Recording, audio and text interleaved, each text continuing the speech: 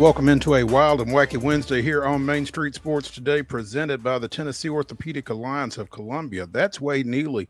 I'm Maurice Patton. We'll be here with you for the next couple of hours talking local, regional, and national sports topics. Wade, happy hump day. What's happening, Mo? Good to see you. Good to be with you, and good to be with everybody today. It is a Wednesday. We are smack dab in the middle of the week. It's not exactly getting any cooler out there, but that means I'm more than excited to be strapped in for the next couple here in the climate-controlled conditions. Absolutely. Climate control is huge these days. And as we've talked earlier this week, there is some rain on the forecast for later on. So it's either hot or wet or both, looks like. So, yeah, stay inside. Check us out for the next couple of hours. It'll be fun. In the next hour, we'll be joined by Heather Williams of WCYB-TV out of Johnson City talking a little NASCAR.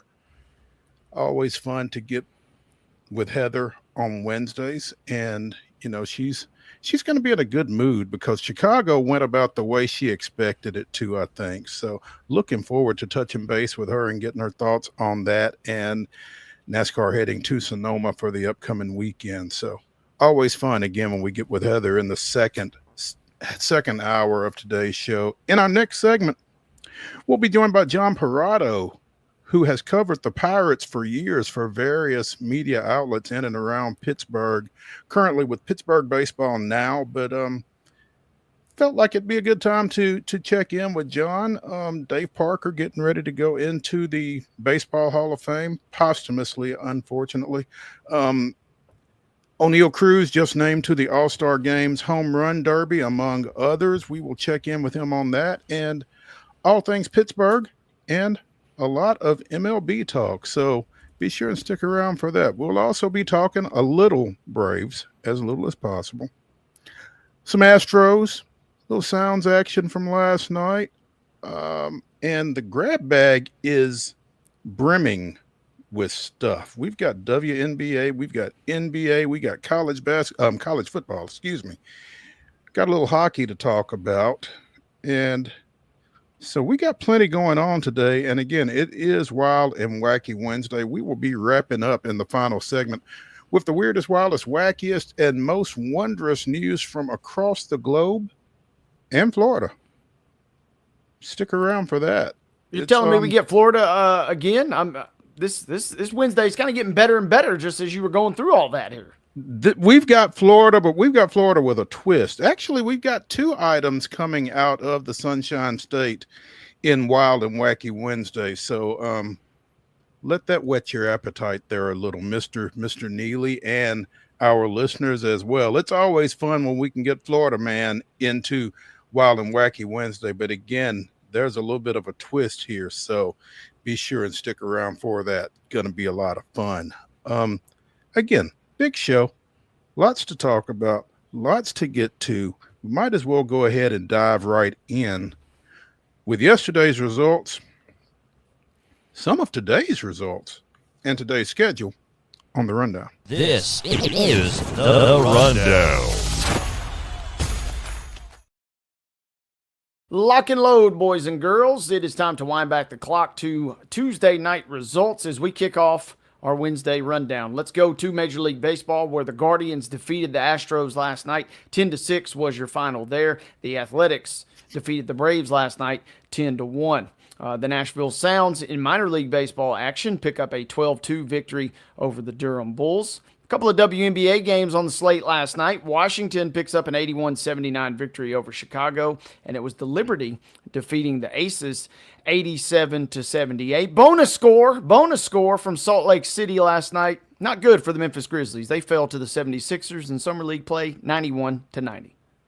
Got more on that later in the show as well. But yeah, today's schedule. Major League Baseball, Cleveland continues its series in Houston against the Astros. That is a 7-10 start. Also, the Braves continue their series out west against the Athletics. That one begins at 9:05. You can see it on FanDuel Sports. Nashville continues its series over at Durham. That's a 5:35 start Central Time. You can hear it on 94.9 FM. WNBA action already in the books. It's the Connecticut Sun with a 93-83 win over the Seattle Storm, and Whoa. the Golden State Valkyries defeated Indiana 80-61. We'll be talking about that one more in the show and later in the show as well. Tipping off at the bottom of the hour, it's the Minnesota Lynx at the Phoenix Mercury. And at 7 tonight, the Dallas Wings travel to the Chicago Sky. Ladies and gentlemen, that concludes your rundown.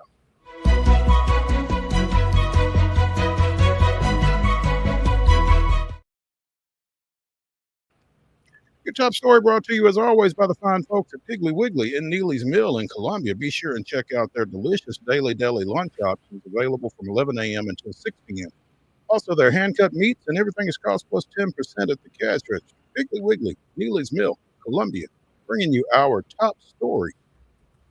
And it comes from, well, it kind of comes from Murfreesboro, but it also kind of comes from Frisco, Texas, home of the Conference USA offices, where it was announced that Rick Insell, longtime women's basketball coach at Middle Tennessee State, will be inducted into the Conference USA Hall of Fame as part of its 2025 induction class. Coach Insell joins former Southern Miss pitcher Nick Sandlin, a pair of athletes from Western Kentucky, football standout Brandon Doty, volleyball standout Jessica Lucas, and WKU volleyball coach Travis Hudson will all be in that 5-member 2025 Hall of Fame class of Conference USA.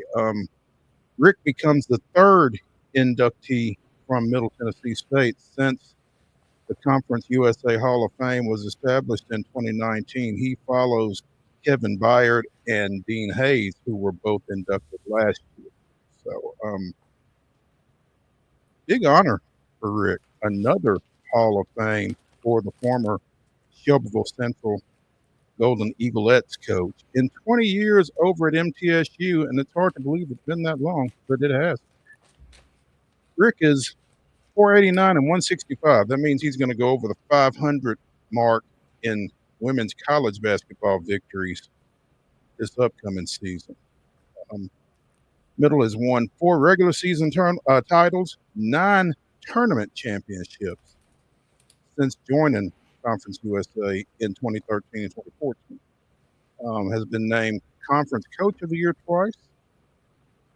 He's had 3 Conference Female Athletes of the Year, 3 Players of the Year, 4 Freshmen of the Year, 2 Defensive Players of the Year, 2 Sixth Player of the Year, 6 Players of the Year, and 46 all-conference selections.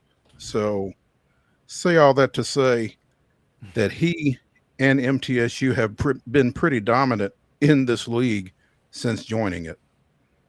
Hey, no doubt about it. I mean, that tells you all you need to know right there, right? You joined the league in 2013, and you're only 12 years later. You're talking about an active coach going into your Hall of Fame, and that's the level, not just of success that he has had in Conference USA, but really kind of speaks to the level of success during those 20 years you mentioned at MTSU, and then obviously the real success that he had even prior to that. So in some ways feels apt that it's kind of happening right now to me, but it also in some ways feels a little overdue. You can't just put him in, the very first year, I don't suppose. But yeah, I mean, you're talking about a walking legend in terms of women's basketball in that conference, no doubt. It's been a little bit of a Hall of Fame drought for Rick. He went into the TSSAA Hall of Fame in 2003. In 2007, he was inducted into the National High School Hall of Fame. Received the Morgan Wooten Award for Lifetime Achievement for high school girls basketball from the Naismith Basketball Hall of Fame in 2010. He was inducted into the Tennessee Sports Hall of Fame in 2012. the Cannon County Sports Hall of Fame a year later. He's a native of Woodbury. Went into the Women's Basketball Hall of Fame in 2017. Also went into MTSU's Sports Hall of Fame that year, and was named to the Basketball Coaches of Tennessee's Hall of Fame in 2021. So it's been 4 years without Rick going into a Hall of Fame. He was probably getting a little itchy over there. So yeah, it's a nice honor. 9 Halls of Fame he will be a member of with this induction. And it's kind of interesting to me, the bigger picture. Again, he's going in with a trio of folks from Western Kentucky and pitcher Nick Sandlin, who is currently with the Toronto Blue Jays, from Southern Miss. Southern Miss no longer a member of Conference USA. They are going back to Sun Belt, which tells me that Conference USA isn't quite as petty as the Sun Belt. Also, he's outlasted a school. He's outlasting institutions at this point, which kind of speaks to the longevity that he's got. Yeah. Yeah. Yeah. Again, Brandon Doty played 2 years at Western Kentucky, was the 2015 Mike Slive Athlete of the Year in the conference. The first football player from Western to receive Heisman votes. Jessica Lewis played volleyball at Western from 2014 to 2017. She was a 4-time All-American. Pretty well speaks for herself right there. Mm-hmm. Again, Sandlin was the Mike Slive Male Athlete of the Year in 2017-2018. He was a Golden Spikes and a Dick Hauser Award semifinalist in 2018. Was named Conference USA's Pitcher of the Year and National Pitcher of the Year by Perfect Game Rawlings in 2018, and again is currently with the Blue Jays. Travis Hudson has been, well, this says he's been with Western Kentucky from 2014 to present, but he's entering his 31st season. So I guess 2014 is when Western came into the league as well. But he's a 12-time Conference Coach of the Year, depending on where Western has been, I guess. Mm-hmm. They have won 19 of 22 Conference USA championships since joining the league, 11 of those in regular season play and 9 in tournament play. 7-time Conference Coach of the Year.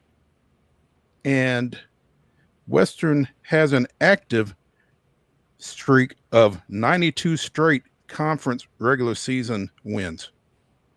It's pretty dominant. I mean, he's kind of the Rick Insell of volleyball in Conference USA, sounds like. Yeah, this is seemingly just kind of, when you rattled off those accolades, maybe not household names to some, but certainly when you go through those achievements and it's like, holy moly, yeah, there's some good stuff there. I do love too Brandon Doty. They did sneak in that he was the 2014 Popeyes Bahamas Bowl MVP, which people don't talk about a lot, unfortunately these days. But it's worth mentioning. This is a cool class. Rick, seemingly, we may obviously be biased, but I think his achievements speak for themselves. He's kind of your signature piece here. But not to diminish any of these other fine selections as well. When you mentioned the Popeyes Bahamas Bowl, I can't help but think about the fact that the Popeyes Bahamas Bowl hasn't, well, 1 is not the Popeyes Bahamas Bowl at this point. 2 has not always been in the Bahamas, and 3 will not be this year. So. They keep you guessing, but yeah, you're right. I mean, how are you going to play a game? I mean, I get maybe you want to keep it. But come on now. You, like we said, you're selling. What'd you say a couple weeks ago? You might as well play it in Boise, Idaho, and Fargo, North Dakota. Move it to Fargo at that point. Just really pull the wool over a lot of people's eyes there. Yeah. The good news is you're going to a bowl game. Bad news is we have no idea where it's going to be. Yeah, that's got to be fun. Anyway, again, and no Popeyes. A little bit of a lead berry there. That's on top of everything else. Mm-hmm. That is a little bit of a lead berry for certain. Yeah, no Bahamas and no chicken. What are we doing here? Again, in all seriousness, congratulations to friend of the show, Rick Insell, being inducted into his 9th Hall of Fame. Does not say necessarily when this will take place or I don't know if there's an actual physical induction or if it's just a naming and that's it. I don't know how that works. We'll have to see what we can find out about that. I don't know if the five will be getting together somewhere and be physically honored, or if they're just going to mail them a plaque in the mail and put it up somewhere. If I recall correctly, they got Byard back at a MT game last year to do this. So that would lend me to believe that it's kind of, man, we'll get to you when we get campus, to you, or you do your own thing type situation. Good news is Rick ain't too hard to find. You can find him in his office or on the court. He's basically, or on the golf course. There's really three places to look. So, but would be cool to see some, big elaborate thing. MTSU, obviously, considering how much he means to them, you get the feeling they'll roll out the red carpet.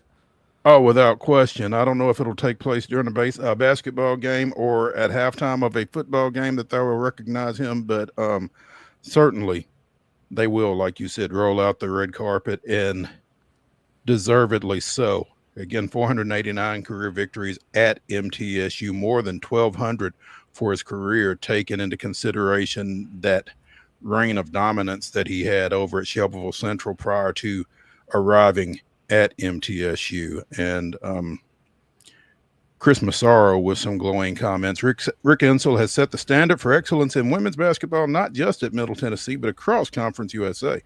His accomplishments speak volumes, the championships, the wins, the national recognition, but it's his passion, integrity, and relentless commitment to his student athletes that truly define his legacy.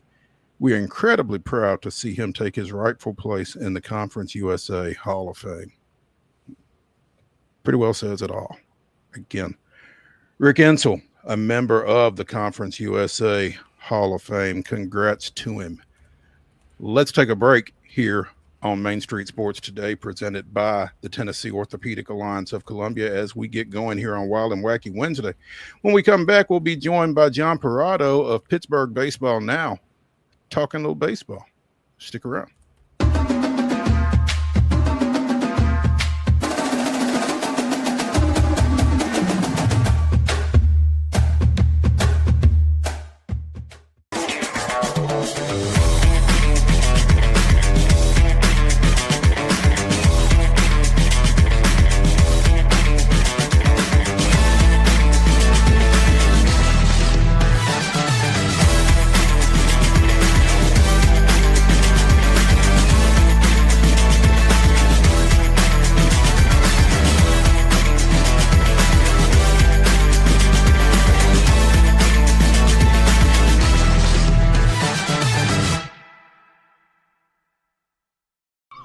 Forest at Nashville Zoo. New creatures here for you to view. Phantoms graced in black and white swing high in trees of dappled light. In rocky crags, tall and steep, small antelopes with nimble feet. A wise old man with beard of white, a sentry perched on stony height. Amidst it all, a hunter lies, with coat of gold and steely eyes. A new adventure just for you. Leopard Forest at Nashville Zoo. Open now. Busy bee, yeah, busy bee. If you need Hold on, y'all, hold on. I need to make a call. Hey, this is Brianna with Busy Bee. I'm giving you a call to let you know your technician is on his way. 3-3. Bee, oh, busy bee. Guys, not yet. Not yet. Busy bee, oh, Now busy I'm ready, bee. guys. Call 775-7833. Custom Stone Handlers supplies over 600 distributors and suppliers with quality stone products. Along with Riverstone, we produce and distribute over 100 building, landscape, and other bulk products. Our goal is to provide quality products, service, and partnerships to ensure our customers' success. We firmly believe the measure of any person or company is how you treat other people and customers. Give them a call at 931-490-4990 or visit CustomStoneHandlers.com.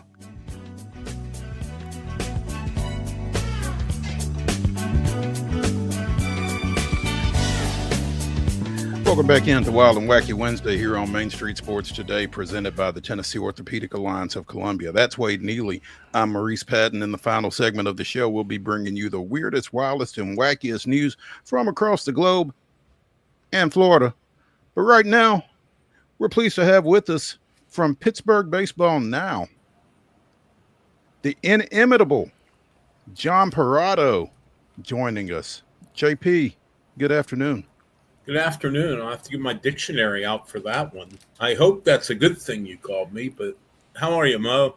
It's an absolutely great thing, John, and I'm good, man. We are really appreciative of you taking some time with us this afternoon. How are things in Pittsburgh? Better than they were early in the year. They got off to a 12-26 start and fired their manager, Derek Shelton, promoted bench coach Don Kelly, who is a Pittsburgh area native and very outgoing, very upbeat guy, and the fans have really gotten behind him. And but the one thing is, every time they seem to really take a step forward, like they had a 6-0 homestand that finished last Wednesday, and they turn around and they're 0-5 on their 9-game road trip leading into the All-Star break. So it's been kind of up and down, but overall they've played better since the managerial change. They just don't have a whole lot of talent offensively.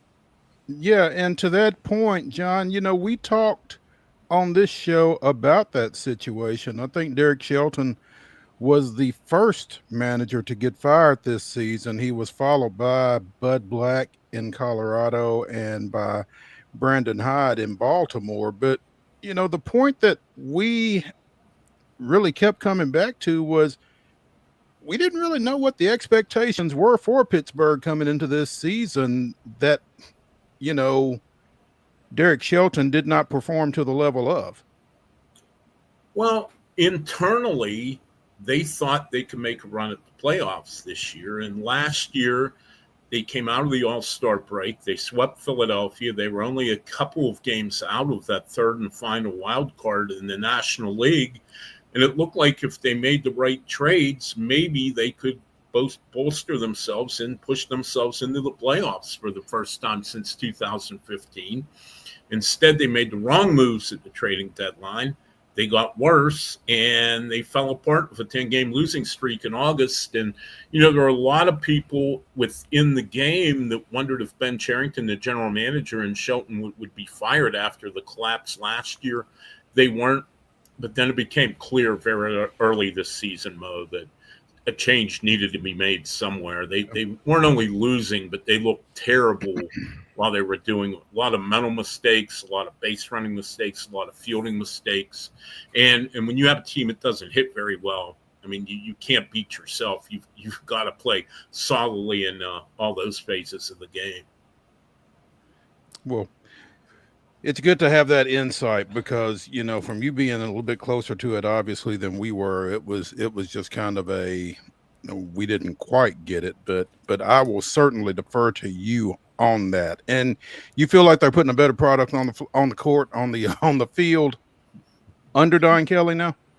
Maybe that's what the Pirates should do. They should maybe convert an NBA team. Maybe they have more success than they do in baseball, Mo.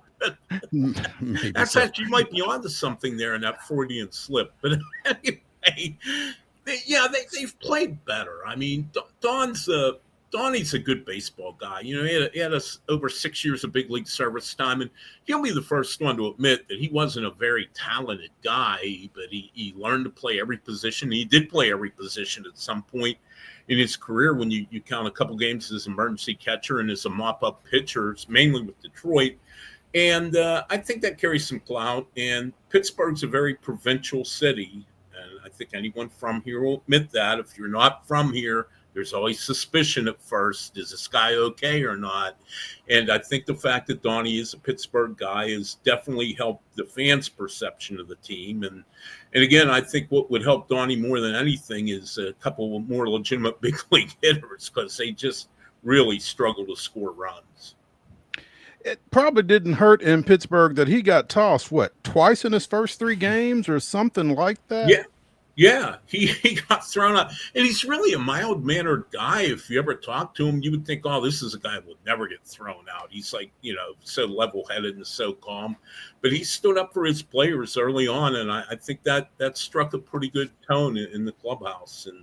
And I think they really appreciated that. And I think some of it, to be quite honest, is probably for show. I don't think Donnie's really the type of guy who's real comfortable with going out there and just yelling at umpires. But he showed he had the players back, and they appreciate it. And I think the fans also appreciate it because, they thought that pretty much everyone had quit caring here by the middle of May, and to see the manager come out and show some fire, show some spark, that's something the fans wanted to see. And it felt like they did get a little spark. I mean, John, we're talking keeping loose tabs on them throughout the year. You mentioned the slow start. It hadn't been great, and obviously they had to make a managerial change. But then as recently as a couple weeks ago, they look like world beaters, sweeping the Mets and the Cardinals with, 3 consecutive shutouts? And then promptly got shut out 3 games in a row. Does that kind of perfectly encapsulate them right now, just riding the roller coaster of that kind of range of emotions? Yeah. Exactly. The consistency just hasn't been there, and especially offensively. They're last in the major leagues in runs scored. That you mentioned that homestand, they swept 3 from the Mets. They swept 3 from the Cardinals. They scored 43 runs while doing it, and only gave up 4 runs in that entire homestand. So you get to thinking, well, maybe, and I'm not necessarily playoffs, but maybe, they have a little spark and at least make the rest of the season interesting. Now they go on the road and they go to Seattle. And like you said, they got shut out all 3 days, not only swept, but didn't even score a run. Then they go into Kansas City and having a hard time scoring runs there in the first 2 games too, against the team that's second to last in the big leagues in runs scored. So, it's been a very frustrating season. And when you see them start to make progress, it always seems like they take a step back again. You mentioned that. I found a stat here on ESPN. Yeah, the first team since 1901 to score 43 runs or more and only allow 4 runs in a 6-game stretch, and then go out and get shut out 3 in a row. So, I mean, I'm kind of glad that I'm just a neutral observer at this point, because that would be stuff to rip my hair out.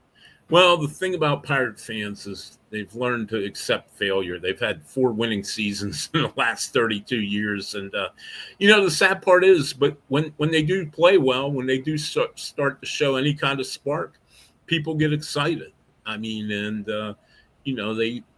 people want, this is a good baseball market. And I know a lot of people look at it and say, no, it's not. It's one of the worst markets in pro sports, but it really isn't. It's just that they've given the fans nothing to hang on to hardly for over 3 decades now, and they've really lost the younger generation of fans who have never seen the Pirates really win, and it's really an uphill battle, and they don't seem a lot of times to understand and get out of their own way with some of the stupid things they do. And to that point, John, the Pirates have 1 all-star heading into next week's game, and it's pitcher Paul Skeens, who, despite leading the National League in ERA, has a sub-500 record. You talk about offense. I mean, this guy's going to get to Atlanta and just be glad to see some hitters around him, I would think, right? Yeah, in fact, we made the suggestion I have in one of my columns, because being a wise ass that I am, I said that maybe, Skeens was a catcher at Air Force Academy before he transferred to LSU. He hit 13 home runs. Now, granted, it was in the Mountain West, at high altitude. The year before he transferred to LSU, he was a catcher as well as a pitcher. And I've suggested that they, instead of having a DH on days he pitches, let him at least have a chance to take matters into his own hands and let him hit. But like you said, Mo, he's leading the league in ERA 1.82, which is outstanding to have a sub-2 ERA this far into the season. And his record's 4-7. I mean, the other day he pitches 5 shutout innings, strikes out 10 in Seattle, leaves the game 0-0. The Mariners get a run in the 6th and win 1-0. And it's just been that way. And then, he's said all the right things, and he's been a good teammate, but I'm sure deep down he's got to be frustrated by this. When you talk about potential starters for the National League in this game, where does he fall? I mean, again, he is your league leader in ERA, but how can you in good conscience run a guy out there regardless of the circumstances with a 4-7 record as your all-star game starter? I agree, and it's tricky because I think Zach Wheeler should get the start. I think he's the best pitcher in the National League so far this year. But Skeens is right there, and if Skeens would have any run support, he would have a better record. But you're right. I mean, it's hard, and I know in the modern, the sabermetricians and the analysts and all the data people say that wins don't matter anymore. And to an extent, they're right. Pitchers don't pitch as long as they used to, starting pitchers. But you still want to see wins in front of that pitcher's name. And you're right, it would be very difficult to start a guy 4-7. Maybe call me old school, call me traditionalist on that, but I would just have a hard time saying 4-game winner Paul Skeens will be taking the mound for the National League. John, with that being said, and we're talking Skeens here, have there been whispers already? Is this guy long for Pittsburgh? This contract, I think, is through at least 2030. But are fans kind of already in, hey, this is as bad as we've been and potentially could be? This is a foregone conclusion. He leaves in a couple years? Yeah, people, Pirates fans are fatalistic. They've seen every one of their favorite players leave over the last 40 years. The last player who stayed the entire time was Willie Stargell when he retired in 82. So it's been a long time since they've had a lifetime Pirate. But yeah, there is talk already. And I really feel he's got 2 more years here, and then he'll have 4 years of major league service time, and he'll be eligible for free agency within 2 years, and they'll trade him after that 4th year for fear if they hold on to him for a 5th year and he blows his arm out, then they won't be able to get anything for him in a trade. They did the same thing with Garrett Cole, and I remember having that conversation with Cole late in his 4th season with the Pirates. He goes, they won't trade me this winter, will they? And I said, well, yes, they will. Sure enough. Buckle up, baby. Sure enough, January of whatever year that was now, Garrett Cole was a Houston Astros. So that's what frustrates fans the most. Not to go off on a tangent here, but no, they realize the time Skeens is going to be here is very short. And they're very frustrated that the front office is taking, and it comes more from ownership not giving the front office money too. Can't blame it all on the front office here. That they don't have that urgency of, hey, let's try to build the best team we can while we have maybe arguably the best pitcher in baseball here, probably for only 2 more years. So that really, really frustrates the fans. And I know it frustrates some guys in that clubhouse too. John PERROTTO of Pittsburgh Baseball Now joining us here on Main Street Sports Today, presented by the Tennessee Orthopedic Alliance of Columbia. John, that said, how surprised are you that Brian Reynolds, former Vanderbilt standout, former Brentwood High School standout, is still in black and gold? I think, Mo, he's the one, and I know he's not had his typical year yet, but he's really started to heat up in the last few weeks. I think he's the one rock in that lineup, the one guy that they can count on. You look at the end of the year, he's going to hit 280, he's going to hit 25 homers, and drive in 85 runs. And you can pretty much count on that every year from him, like clockwork. And their total lack of offense, I don't know if they can really give a guy like that up, because they don't have anyone in the farm system that can replace him. And, I just think that he could be moved, though. If the right offer comes along, they would trade him to get out from that contract, which by most people's standards, most team standards, isn't a big deal. $106 million for 8 years for a guy who's an all-star caliber type performer, but that's big money here. And I would think, there would have been some rumors that he might go, but I don't think there's really anything to it. If I were to guess, I would think he'd still be here after the trading deadline. You never know for sure, but I just think their lineup is already so weak that I don't know if you could subtract a guy like that from the lineup and score any runs at all. John, kind of on the flip side of what you mentioned about Skeens a moment ago, is there a chance that O'Neal Cruz, after that 105-mile-per-hour bullet from the outfield, is he maybe a serviceable option out of the bullpen for the Pirates? I'm wondering now. It could be, because that throw almost exceeded his batting average. He's only hitting 203, so that 105-mile-per-hour throw was kind of less than 100 points below his batting average, which is a little scary. But O'Neal Cruz is a very frustrating player because you look at him and he hits the ball. I mean, he hit a ball 122 miles an hour this year. He's a big, long-legged guy who can fly. I mean, he gets those legs moving, those big strides, and he can fly around the bases. He's got a tremendous arm, as you just mentioned, with the 105-mile-an-hour throw the other day in Seattle. But it's just the consistency isn't there day in and day out. He'll make strides. He'll stop swinging at pitches, sliders in the dirt. You think, wow, he's finally got it, and then he regresses back to it. And to be quite honest, his effort level is inconsistent. Some days it seems like he's engaged and wants to play, and other days, frankly, it just looks like he'd rather be anywhere else but the ballpark. And it's too bad because this guy, if you took him to a tryout camp, every scout would go crazy about him with all the tools he has. But he just has yet, and he's 26, so he's not ancient, but he's not getting any younger. He's yet to figure out how to turn those tools into production on a consistent basis. He will be in the home run derby next Monday night, though. 203 average and all. He will. And honestly, he's built for that kind of event. Because they're not going to be throwing him breaking balls. They're not going to be throwing him change-ups. They're going to be throwing him 70-mile-an-hour batting practice fastballs right down the middle of the plate. And he can hit the ball as far and as hard as anyone. I mean, there's no doubt he can really hit some majestic home runs, and he does hit the ball hard. And I think that's a perfect event for him. He doesn't have to worry about breaking pitches. Like I said, he just right down the middle, 70-mile-an-hour fastballs. And I could see him really putting on a show in that kind of event. He's built for that, in my estimation.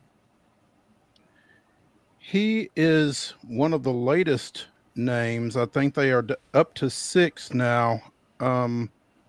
Obviously, Ronald Acuna Jr. is set to play in that or hit in that. Cal Raleigh from Seattle. James Wood of the Nationals. Byron Buxton, who's from Atlanta, plays for the Twins. O'Neal Cruz and Junior Caminero of Tampa Bay is the latest to be named to that field. So they've still got 2 spots. Conspicuously absent, Pete Alonso of the Mets, who has won, the last 2? Yeah. Declined an invite this time around. And he will be playing in the All-Star game, but again, declined an invitation to his 6th home run derby. And I was interested in reading the thought process behind it. Said he would not be, he wouldn't dismiss the possibility of playing in another or hitting in another home run derby if given the chance, though he'll admittedly be selective. Said if an all-star game happens at Citi Field or another park that I love to hit at, like Fenway or Wrigley, for sure. So, I don't know if he doesn't like hitting at Truist necessarily or what that is, but again, declined an invite to this year's. Won last year's home run derby, won it in 2019. Sorry. One of only 4 players to win the derby more than once. It's interesting, and it does, if you read between the lines, it does make you think that he doesn't really feel comfortable hitting at Truist Park for whatever reason. Because this is a guy who... Somebody should tell him he won't be facing Braves pitchers. Yeah. But he's a guy... Now, the last All-Star game I covered was 2019. He was a rookie, and he won it in Cleveland, and he really put on a show. And he really embraced it. And you could tell he had a really good time, not just because he won it, but he was enjoying every second of it. And I've watched the other ones on TV, and I get the same feeling that he loves doing it more than anybody or as much as anybody. So, yeah, I was really surprised, and especially in the year when he's going to the All-Star game. I could see maybe now at a point in his career where he'd say, well, I didn't get picked. I'd rather have the 4 days off for the break instead of going to Atlanta for a night or 2.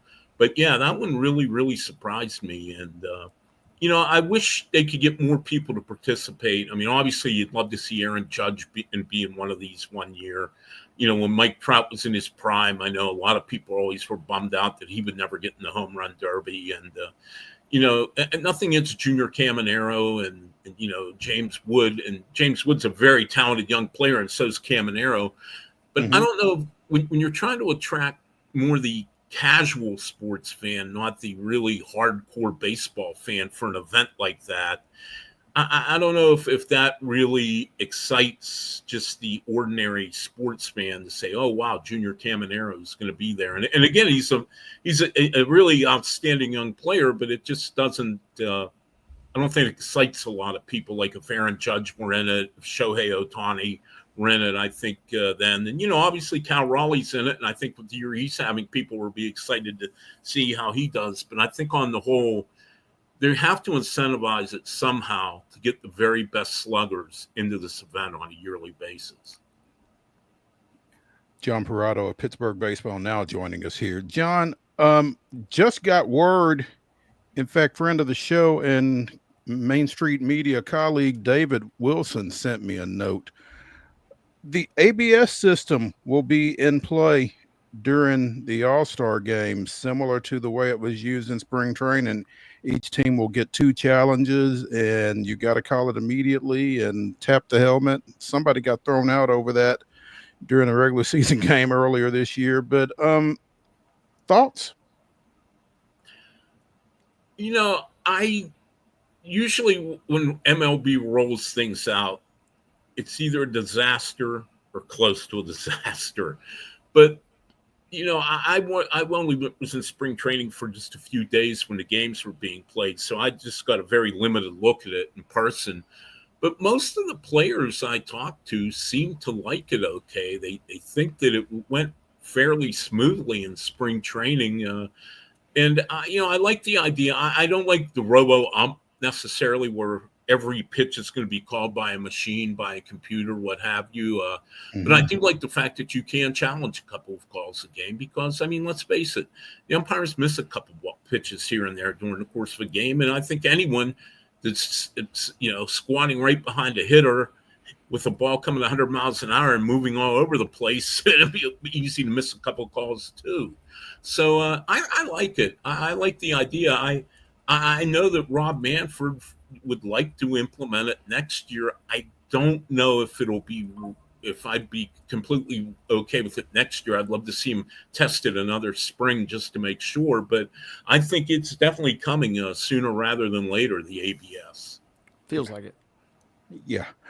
John, will you be making your way up to Cooperstown here in a couple of weeks? Unfortunately, I won't.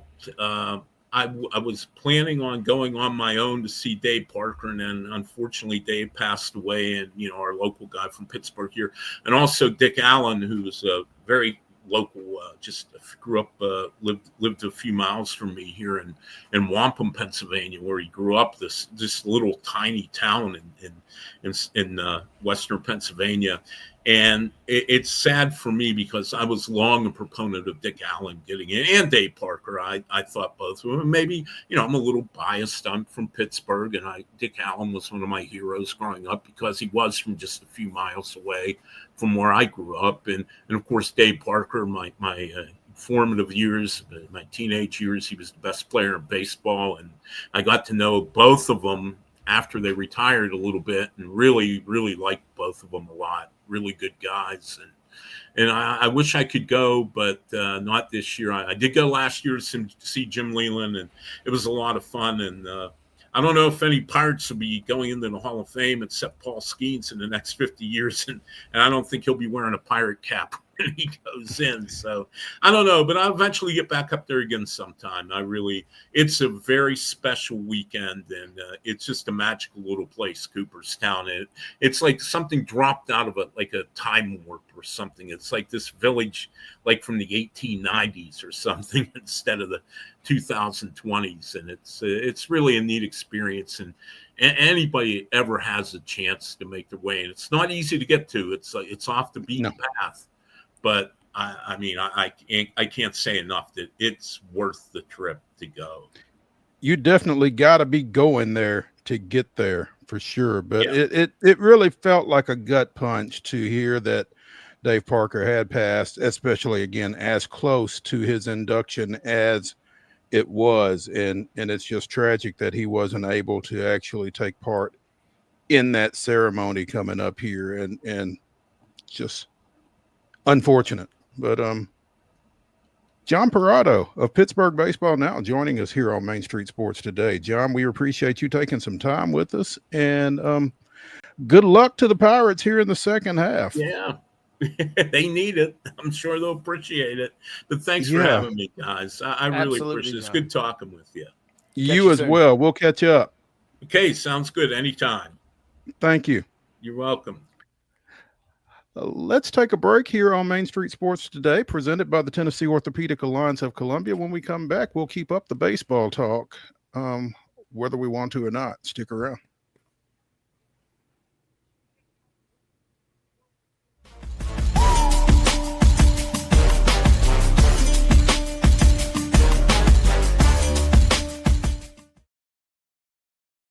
If you want the latest in weather conditions, be sure to tune in to our Busy Bee Plumbing Weather Report each weekday on Mornings on Main Street. Brought to you, of course, by Busy Bee Plumbing, Heating and Air Conditioning. We will keep you updated on the latest conditions outside, like severe weather, heat, snow, rain, and even hail.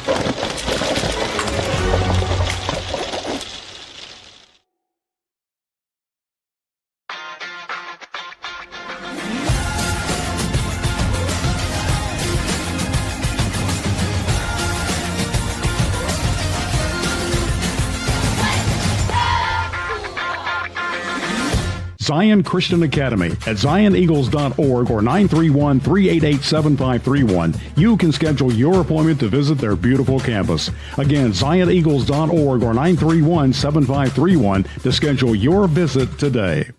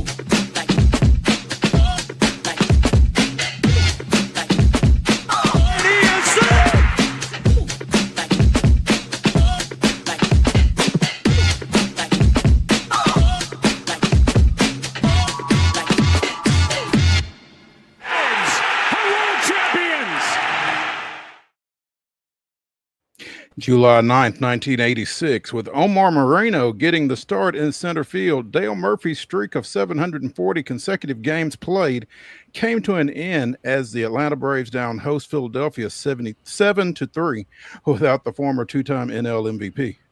Moreno had an RBI single in the second inning to push Atlanta to a 2-0 lead following Terry Harper's solo home run.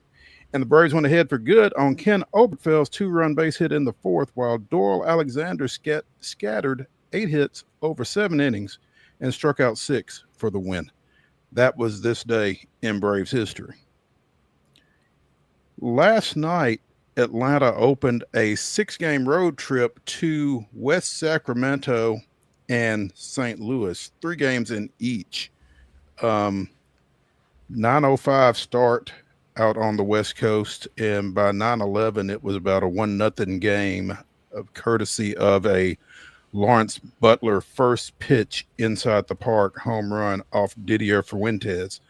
But yesterday, Wade and I talked a little bit about this game and how it threatened to shape up. Let's take a look back at that conversation real quickly.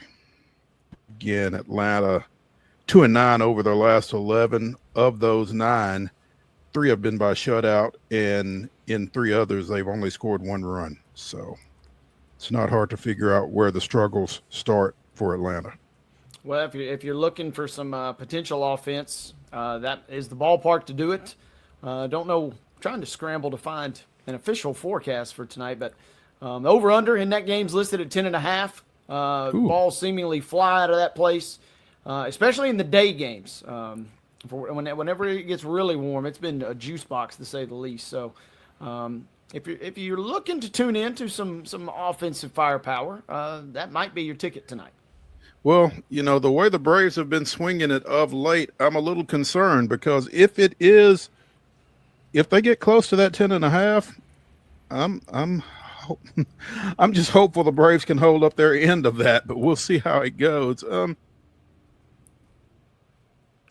The Braves did not, in fact, hold up their end of that. 10-1 the final, but Wade did hit on something. 6 home runs in that ball game last night. Again, Lawrence Butler with an inside the Parker on the first pitch he saw from Fuentes was the first of 5 for the homestanding Athletics. And Eli White's solo shot in the 5th locked in the over there, 10-1, the Athletics final. But that's amazing to me. You had an over-under of 10, and there were 11 runs scored. Those folks in Vegas, man, they know what they're doing.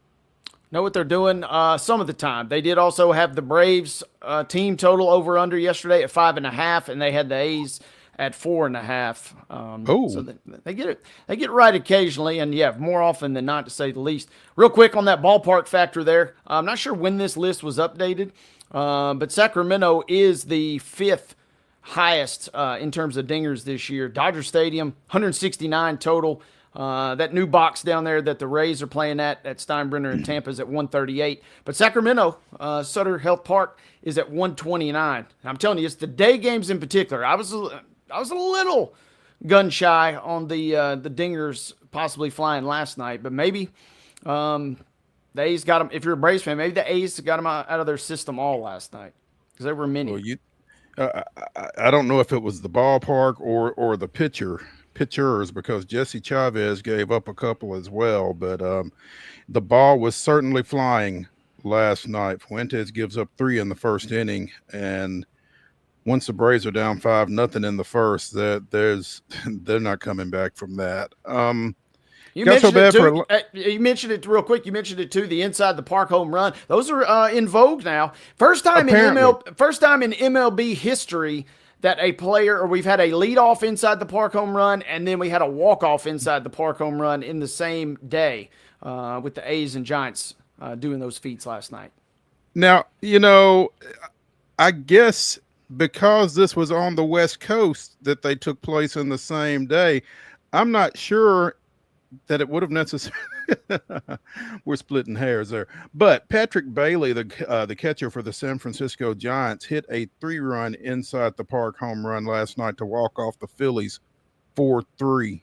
So yeah, you had 2 of them in the same day there, technically. I'm just surprised that hadn't happened like in the 30s or 20s or something. I mean, surely I would have thought that would have taken place. Polo grounds thinking back in the day, but apparently first time. We always talk about the ability of baseball to produce stats that have never been seen before, and that was one yesterday.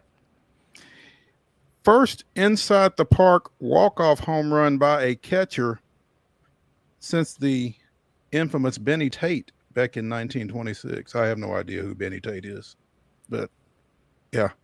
So there's that big night for inside the park home runs.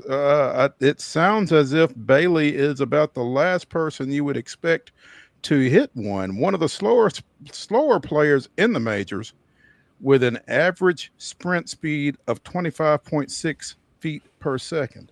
So speedster, he's not. Speedster, he's not, but you catch that park or any park at that right angle, taking odd care of him, and look out, it's off to the races. And that's exactly what happened with Butler last night as well. That ball kicked away from both White and Fairchild in center and in right. And Lawrence Butler is not slow. So once he saw it kick, he was off to the races. And again, the first of 5 home runs for the Athletics in that 10-1 win over Atlanta. They will go at it again tonight. It's a 9:05 start. Bryce Elder gets the ball for Atlanta, 2-6 with a 5.92, and hopefully he can limit the Athletics to fewer than 5 home runs, but we'll see. Mitch Spence makes the start for the Athletics, 2-4 with a 4.06 ERA. Certainly will be keeping an eye on the Braves starting lineup because all-star outfielder Ronald Acuna Jr. was scratched from last night's lineup with back tightness. I don't know if it was, related to the cross-country flight or what that situation was, but he was scratched. He was in last night's lineup and was scratched. Fairchild was put in. Things were juggled around. We'll see. I would imagine he will not be in there tonight, but again, we'll see. Over under tonight's game, 10.5. Team total over unders, Athletics 5.5, Braves 5.5. So should be interesting. It should be interesting. Houston scores twice in the 8th to tie things up with Cleveland last night. Angel Martinez with 2 outs against Josh Hader goes yah-yah for a grand slam, and the Guardians win 10-6. Tough break there for Houston. I mean, you just said everything right there. You battle to get back in the game, and then Hader comes in and gives up a big fly. And, man, Cleveland, ironically, I referenced it a couple days ago, the second game of their series in the month of June, earlier in the month of June, I should say. That one also went to extras, and Houston was the one that kind of pummeled Cleveland in the extra frame there. But last night, it was the Guardians taking care of business, and they've kind of had the Astros number here these first 2 games. 7-10 tonight. They go back at it. Slade Ciccone getting the start for Cleveland, 3-4 with a 3.56 earned run average. Brandon Walter, 1-1 with a 4.15, getting the ball for the Astros in the 3rd game of that series. This 4-game series, or does this wrap it up and they're off tomorrow? If I'm not mistaken, this ends it tonight. And then, Houston's momentum, it'd be nice to at least get the train not entirely slowed all the way down with the win tonight. They got Texas at the weekend here, so maybe get a win tonight, rest, and then hopefully take a couple versus the rival there, be kind of right back into the swing of things in a perfect world. Yeah, you would just as soon not go into that series at home against the Rangers coming off of a sweep at the hands of the Guardians. So hopefully they can get things right tonight. Former Nashville Sound Jacob Mizorowski announced his presence with authority in Chavez Ravine last night, gave up a leadoff home run to Shohei Ohtani, but struck out 12 in a 3-1 Brewers victory. Got the attention of Clayton Kershaw, who prior to the game was talking about he didn't know who he was. Is that the guy that tripped and hurt his ankle on the mound? Well, that's the guy that just struck out 12 of your teammates. This kid has been phenomenal. We've talked about the game being in some really talented young hands, and man, everybody is, whether Kershaw was really aware, he certainly is after last night. 21 fastballs that were triple digits for Mizorowski. Dude is bringing the heat, and he doesn't care who knows it. Apparently, there's no mystery what you're going to get out of this guy. So, again, after he gave up the solo home run to lead off the game, he struck out 10 of the next 13 he faced. Did he make the All-Star game? Was his name on that Mizorowski? Yeah, I did not believe he did. If you he's still, some sports books are still hanging him at a relatively decent price, but I mean, it's hard for this guy not to be kind of your runaway. It's kind of Skeens-esque the way he's burst onto the scene and just absolutely dominated, and kind of just taken some of the bigger names in baseball to task along the way.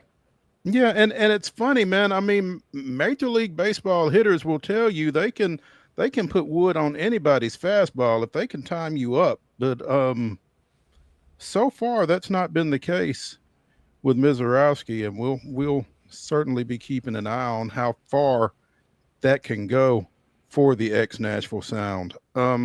Speaking of the Sounds, again, 12-2 win at Durham Bulls Athletic Park last night. They will go back at it at 5:35 tonight. You can hear it on 94.9. And they are on the road, but First Horizon Park was recently voted in a poll by Newsweek ranking the top ballparks in AAA baseball. The Sounds were voted in the top 5. Now, I don't know if that's ballot stuffing by Sounds fans or how that worked out necessarily, but again, First Horizon Park was voted one of the top 5 parks in AAA baseball in a poll conducted by Newsweek. ViStar Ballpark, where the Jacksonville Jumbo Shrimp play, was number 1, followed by Rio Grande Credit Union Field at Isotopes Park in Albuquerque. Let's see, number 3 is Coca-Cola Park, which is where the Lehigh Valley Iron Pigs play. First Horizon was 4th, and Las Vegas Ballpark, home of the Las Vegas Aviators, was number 5. It's Las Vegas Ballpark, which apparently will, go away here in a couple of years, theoretically speaking. Durham Bulls Athletic Park is number 6. So, I mean, it's hard not to have a good time. There are probably some better experiences. I'm just, if I can be honest and objective, but it's hard not to have a good time at First Horizon. So I'm not shocked that they're in the mix. And until I kind of experience one of those others up close, I'm just gonna plead ignorance and just give them my first place vote there. There you go. Our number 1 here on Wild and Wacky Wednesday of Main Street Sports Today, presented by the Tennessee Orthopedic Alliance of Columbia, has come to a close. Let's take a break. Let's come back. The grab bag is bulging with stuff. Let's get into it after this.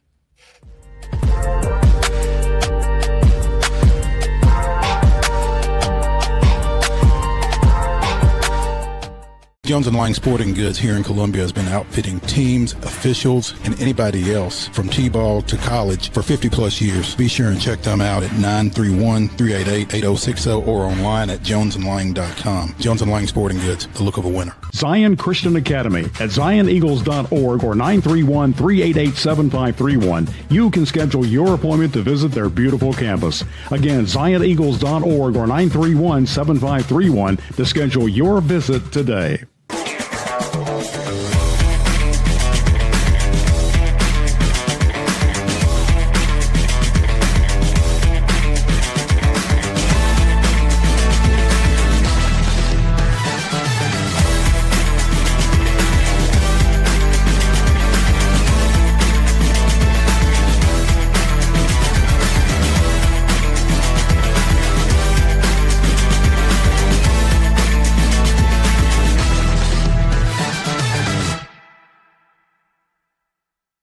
Custom Stone Handlers supplies over 600 distributors and suppliers with quality stone products. Along with Riverstone, we produce and distribute over 100 building, landscape, and other bulk products. Our goal is to provide quality products, service, and partnerships to ensure our customers' success. We firmly believe the measure of any person or company is how you treat other people and customers. Give them a call at 931-490-4990 or visit CustomStoneHandlers.com. Piggly Wiggly, located in Neely's Mill Shopping Center, is Columbia's locally owned and operated Cost Plus 10 grocery store dedicated to serving the community with low prices and smiling faces. Piggly Wiggly offers fresh, hand-cut meats daily as well as daily hot plate lunches from their deli counter. You're certain to see smiling faces and a helping hand when you're here at Piggly Wiggly. Come by and check out our fresh produce, high-quality meats, and more. Down home, down the street, we'll see you at the Pig.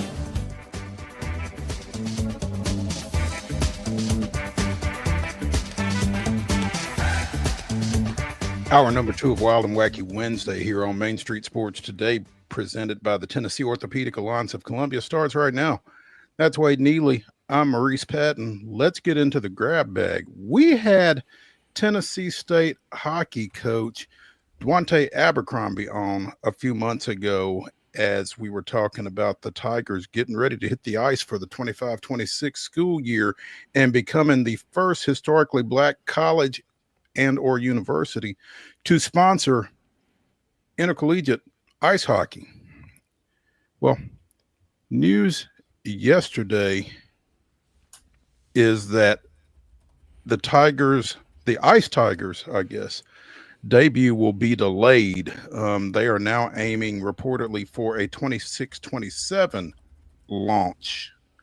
And it's been in the news that they've had some financial issues over on the TSU campus, and finances and logistics apparently have kind of combined to make 25-26 a pretty ornery option for Abercrombie and the Ice Tigers. It's unfortunate, man.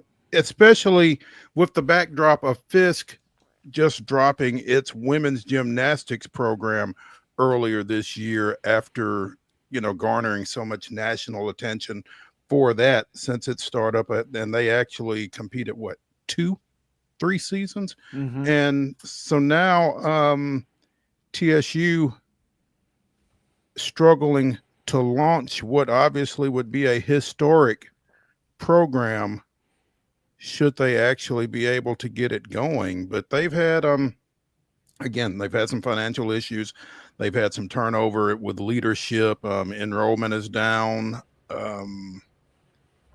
And interim president Dwayne Tucker had, stated publicly that funding would run out for TSU without some intervention from somewhere. The state has since kicked in about $96 million, I think, sometime last month to help kind of stabilize things over at TSU. But certainly, it's probably a good decision to delay hockey at this point, because once you get it started, you would hate to get it started and then have to pull the plug on it, I think. So probably a good move, if disappointing, to know that TSU hockey won't be starting up this year. That's what I'm thinking, right? You only got one shot to kind of get it right and to really cash in on the buzz and the appeal. So if that means starting a year later, so be it. But yeah, to your point, that is spot on, because the last thing you want to do is have this herky-jerky, we're going to play a year, we're not going to play a year, but we're still around type situation. And it is sad news and is disappointing.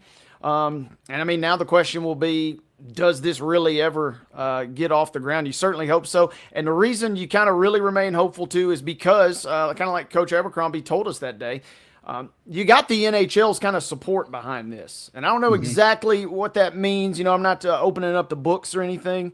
But the fact that they kind of threw their brand and their cachet kind of behind it, that made me really hopeful and really excited. And I hope that excitement and hope continues. Yeah, you'd really like to see this get going. I mean, it would be groundbreaking. I almost said ice breaking, but I thought that'd be a bit much. But no, I mean, this would be a huge moment across college athletics. Again, mirroring the situation at Fisk with women's gymnastics. And it's just I think it's a tough double when you combine those two, and for much of the same reasons, I would think. So TSU hockey taking a step back. My biggest concern or question would be, because Coach Abercrombie, when we talked to him, they were recruiting. Mm-hmm. And I assume that they've got some hockey players on campus or lined up to come to campus in anticipation of playing this year. And what happens with that? What happens with those guys? I'd be interested to know. That's going to be key. And I mean, the other kind of piece of this puzzle is, before the Fisk news came out, we saw their head coach leave. And I mean, if the vision is still intact, that's one thing. But Right. you sat there just like I did. We talked to a well buttoned up and professional hockey coach and talent evaluator in Coach Abercrombie. Where I'm going with that is he ain't going to have any other shortage of offers if for some reason this looks a little wobbly. Yeah. And I mean, at some point it comes down to family's got to eat, right? Yep. Other interesting thing, I mean, this is kind of low hanging fruit, but there's also, it's mentioned in this article, uncertainty about a home ice location. If you're getting ready to launch your program, that kind of to me seems like something that you should already kind of have sorted out by this point. I was under the impression that they were going to play their games at the Ford Ice Center out at Bellevue, which is I seem to under remember the that as control well. of the Predators, right? Right. And I guess, yeah, that's a great point, actually, because that kind of is where I maybe just had this extra optimism because there was this NHL support behind it. Yeah, of whatever questions there were, you would not have expected that to be a question. Yeah, it just seemed a bit odd to me. It's like, hey, we don't necessarily know where we're going to play yet. What do you mean you don't know where we're going to play yet? There's only so many hockey rinks to begin with. It feels like you'd probably sort that out first. And that would tend to be the first thing in your list of priorities, or if not the first, pretty high on the list, ahead of hockey sweaters and that kind of thing, which they do have a great looking one, by the way. But yeah, where you're going to play would seem to be, again, pretty high on the list of priorities. So we'll be monitoring that situation, but they won't be going for 25-26 apparently. So WNBA action last night, always compelling when the Liberty and the Aces get together, though it's become less compelling of late. The Liberty had won the last 5 meetings between the two heading into last night's game, and they extended that to 6 with an 87-78 victory. Liberty improving to 13-6 with that win. The Aces falling below 500 to 9-10 with the loss. Aja Wilson goes out in the first half with a wrist injury, did not return. Liberty playing without both Jonquel Jones and former Hillsborough High School standout Isabel Harrison, but managed to overcome both of them being out. And I guess 28 points from Sabrina Ionescu doesn't hurt. No, and man, it's been a tough season for my beloved Aces, and they just don't have it for some reason. At least not right now. I'm still holding out a little hope that maybe it won't take much if they can get on a little bit of a streak. It feels like their championship DNA will kind of maybe take hold and somewhat do the rest. But right now it is tough, no matter who you're going against, and no matter who might be sitting out for them. It's been a tough slog so far. Yeah, it really has. And whatever they're going to do, you feel like Aja Wilson's going to be right in the middle of it. So you hope that whatever she did to her wrist last night isn't too serious, because the way they are kind of floundering right now, they got to have her. Yeah. I mean, it feels about as close to a one-person show right now as possible. She can only do so much, though. And I mentioned a couple days ago, she's not quite at the MVP level and just sheer dominant player that we've seen. Taking a small step back for whatever reason this season, but it's still right there in the mix. And if she's not going supernova, they really do kind of struggle at this point. Yeah. We mentioned that game during the rundown. We also mentioned the Indiana Fevers game during the rundown. They played an morning, afternoon matinee game earlier today against Golden State. It marked the return of Caitlin Clark, who had missed her past 4 games with a groin injury. She comes back. She plays today. Golden State 80, Indiana 61 final in that matchup earlier today. And, I know Carolyn Peck, and I know what type person she is. And she's not necessarily the one to say, I told you so. But, again, Caitlin Clark coming back from a 4-game absence. She scores 10 points on 4 of 12 shooting from the floor in 25 minutes. 1 steal. She had 6 assists and 4 turnovers. So again, Coach Peck making the comment that the Fever were more dangerous without, or possibly more dangerous without Caitlin Clark, and got drug. And them losing in her first game back is not a great look. So I'm not saying, I'm just saying. I smell what you're stepping in a little bit there. And, it will be, man, I mean, also on the other side, can't help but be impressed with what Golden State's done in the first season. They're not quite your average, just horrific expansion team. And I don't know that anybody was really expecting above 500 at this point. And while we've been talking about a couple of 500 teams here. On the other side, at halftime, Phoenix is leading the Lynx right now, 40-37 in a battle of two of the Titans. So talk about a matinee that was a dud early. This second one has kind of delivered thus far. Yeah. Kayla Thornton, Golden State's all-star, finished with 18 points and 8 boards in that win earlier today. Veronica Burton with a game-high 21 points for the Valkyries. So big win for them. Again, as you said, they are 10-9 with that win. So big win for them on the road. As we creep deeper and deeper into the season, the playoff fever will cash in. And man, the clips, you showed the one of Pajimski, the other night, and I know that was against Indiana, but it seems across the board that for a first-year franchise, I don't know if they're just basketball starved after the Warriors, kind of moving a little bit and kind of souring the vibes just ever so slightly. But that crowd has been phenomenal. They've supported them, and it seems like the team is riding that right now. Absolutely. Caitlin Clark and Nafiza Collier made their all-star roster selections last night. Let's see what those teams look like. In addition to Clark, she's got her teammate Leah Boston from the Fever. She's also got Kelsey Mitchell of the Fever.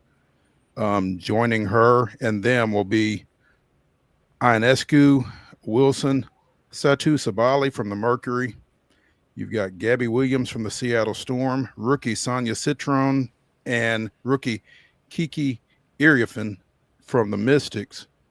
Aces guard Jackie Young and the aforementioned Kayla Thornton of the Valkyries. They will be Team Clark. Team Collier includes Stewie, Alicia Gray from the Atlanta Dream, Nika Agwumake from the Storm, rookie Paige Beckers, Minnesota guard Courtney Williams. That's a good job by Collier there, picking up her point guard. Also Skylar Diggins, Angel Reese, Alyssa Thomas, Kelsey Plum, and former Bradley Central star Ryan Howard from the Dream. So those will be your two teams for the WNBA All-Star Game, which will take place on the 19th in Indianapolis. Oh, by the way, they flipped coaches, apparently. So Sandy Brondello will be coaching Team Clark, Brondello from the Liberty, and Cheryl Reeve of the Lynx will be coaching Team Collier. I don't know how that wasn't the case already, but it seems to make a lot more sense this way. So the rare coaching trait, Yeah, exactly. You don't see that every day. But again, I think they probably got it right. So good for them in that. Again, that game is July 19th. Look forward to checking that out. Some NBA action. We mentioned Memphis falling to Philadelphia in Summer League action last night out in Utah. Well, it wasn't Jamal Mashak's fault. The former Vol, who most people think of as a defense-first guy, well, in 24 minutes last night, 13 points, 3 steals, a rebound, and an assist. Also a block. Knocked down 4 of 9 shots from the floor, 3 or 4 from behind the arc. Mr. Irrelevant says, oh, no, I'm not. So nice performance for him in a loss.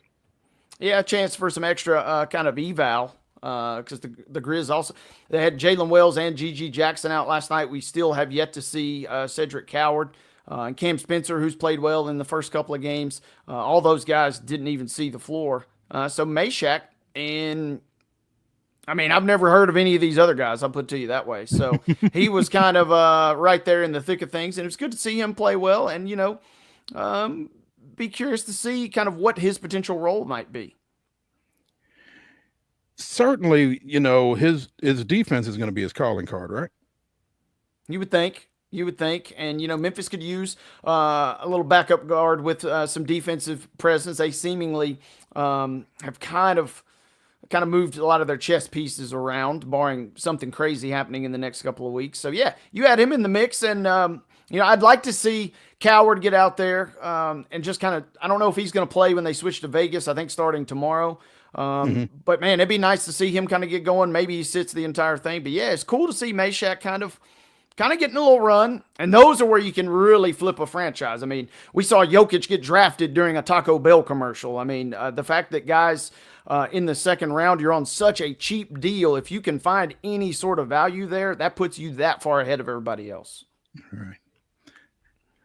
Let's take a break here on Wild and Wacky Wednesday on Main Street Sports Today, presented by the Tennessee Orthopedic Alliance of Columbia. When we come back, we'll be joined by Heather Williams of WCYB-TV out of Johnson City, talking a little NASCAR. Stick around.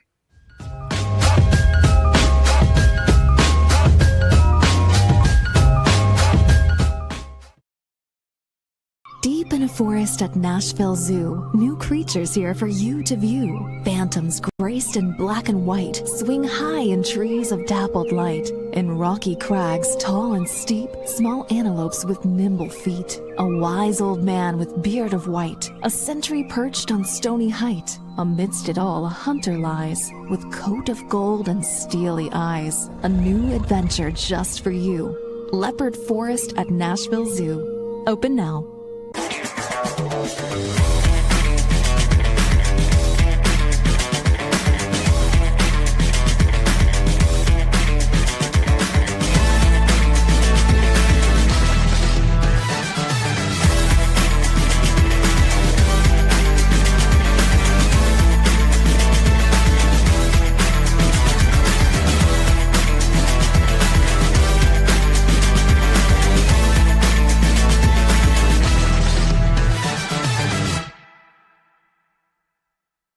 Jones & Lang Sporting Goods here in Columbia has been outfitting teams, officials, and anybody else from T-ball to college for 50 plus years. Be sure and check them out at 931-388-8060 or online at jonesandlang.com. Jones & Lang Sporting Goods, the look of a winner.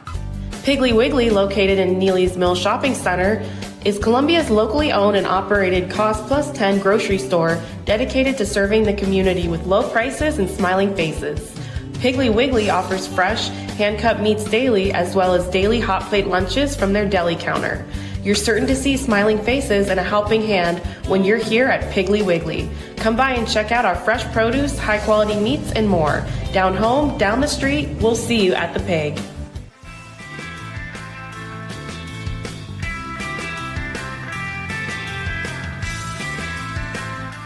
Welcome back into Wild and Wacky Wednesday here on Main Street Sports Today, presented by the Tennessee Orthopedic Alliance of Columbia. That's Wade Neely. I'm Maurice Patton.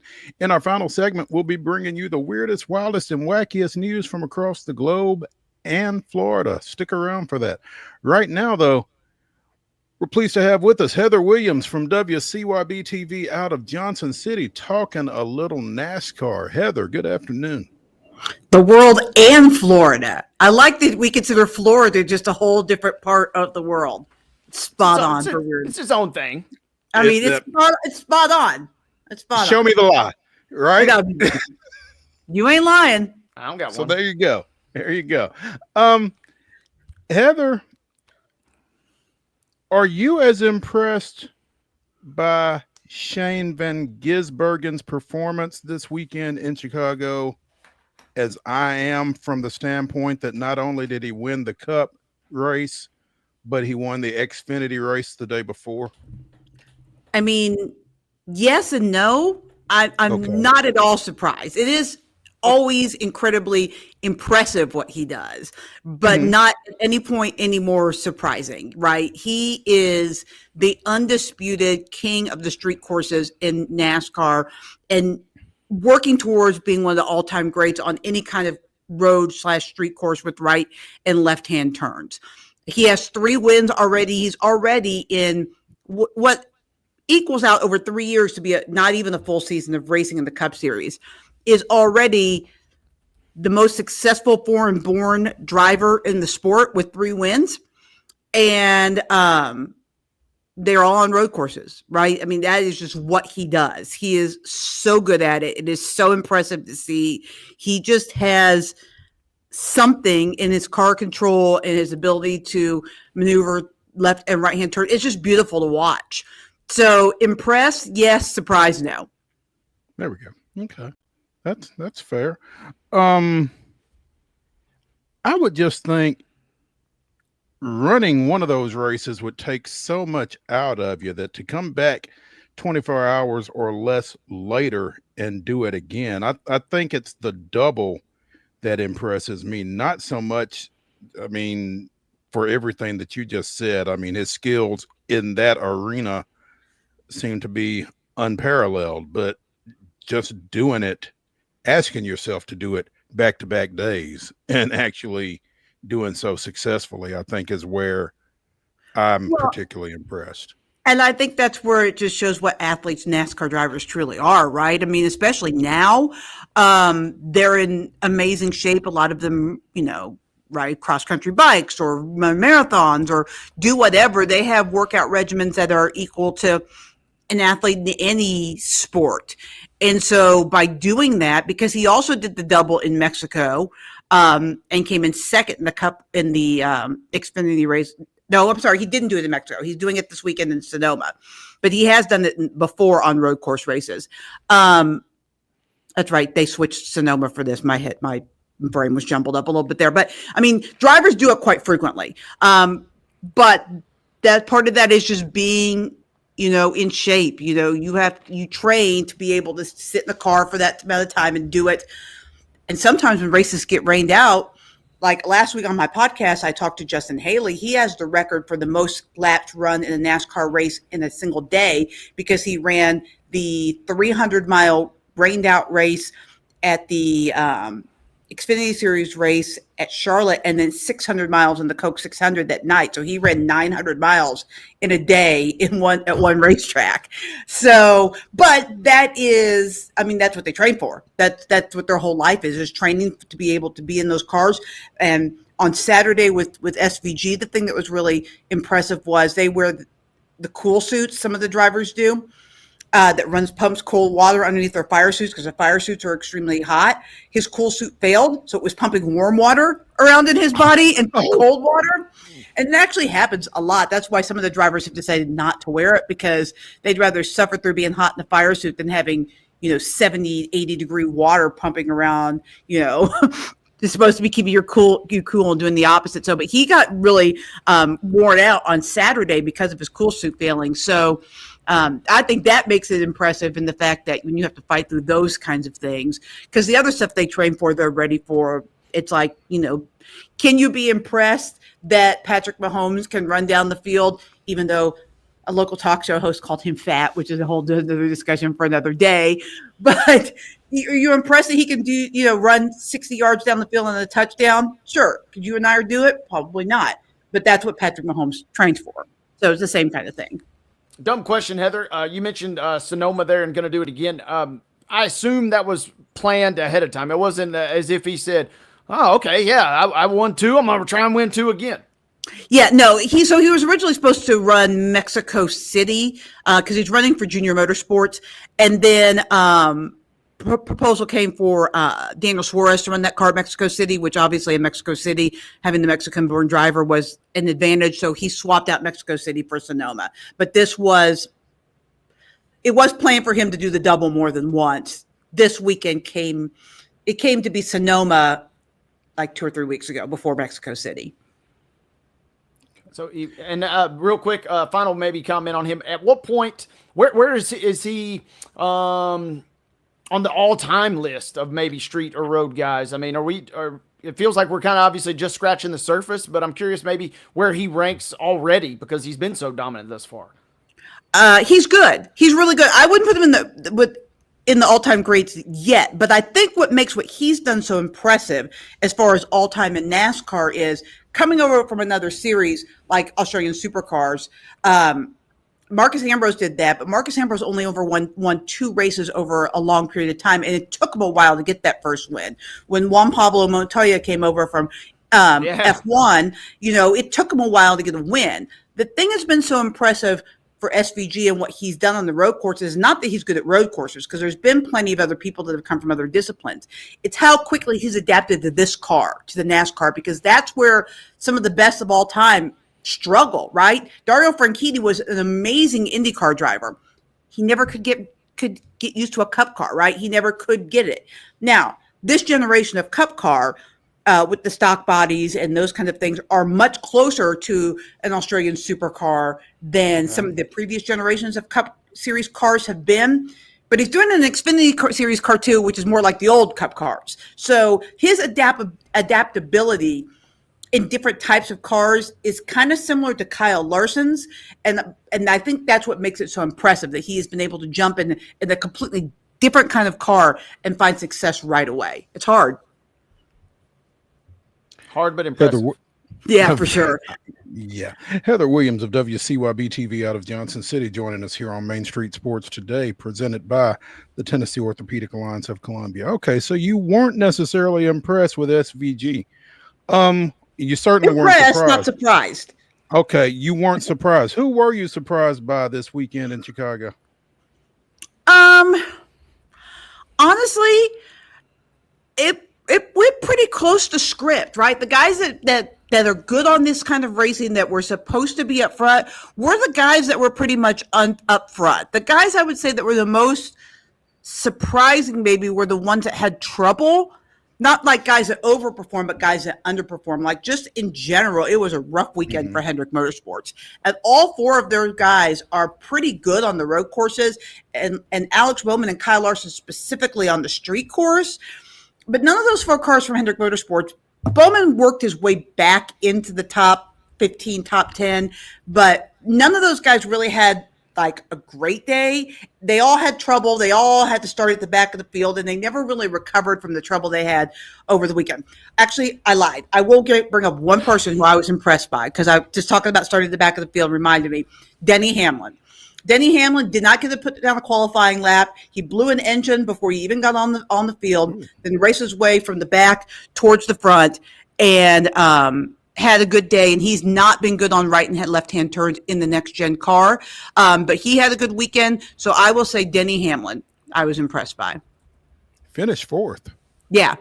And started at the back of the field because he didn't get any qualifying time and then no practice time because they were replacing, I think it was an engine. So he was impressive because not only did he race from the back, but we weren't expecting that because he, like I said, he has not been good on the left and right handers in the next gen era. He's a good road course racer. In the old generation car, he was one of the favorites. Like going to Sonoma this week, I probably would have had him be one of the favorites. But in this generation car, it has not been good for him.